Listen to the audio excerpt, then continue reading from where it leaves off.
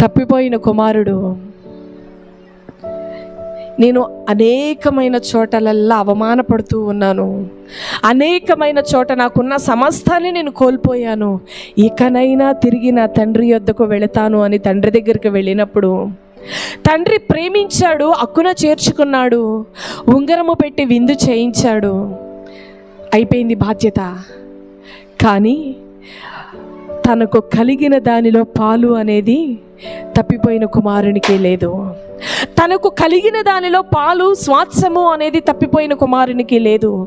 పెద్ద కుమారుడితో అంటూ ఉన్నాడు, తండ్రి నావన్నీ నీవే, నీవు నన్ను ప్రేమించుచూ ఉన్నావు గనక, నీవు నన్ను విడనాడి వెళ్ళిపోలేదు గనక, నీవు నా ఆజ్ఞల వెంబడి పరిగెడుతూ ఉన్నావు గనక నావన్నీ కూడా నీవే అని చెప్పి మాట్లాడుతూ ఉన్నాడు దేవుడు.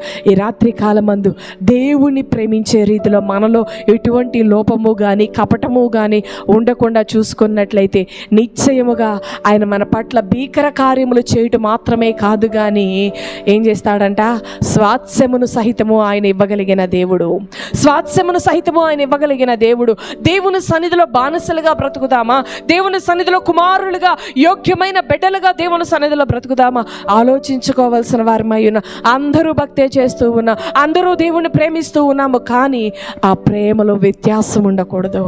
ఆ ప్రేమలో ఒకవేళ మనం ఈ లోక సంబంధమైన ఆశీర్వాదాల కొరకు దేవుని వెంబడిస్తూ ఉన్నట్లయితే అవి మాత్రమే మన జీవితానికి మిగులుతాయి. దైవ రాజ్యము అనేది అలా కలగానే మిగిలిపోతూ ఉంటుంది, నెమ్మది అనేది కలగానే మిగిలిపోతూ ఉంటుంది.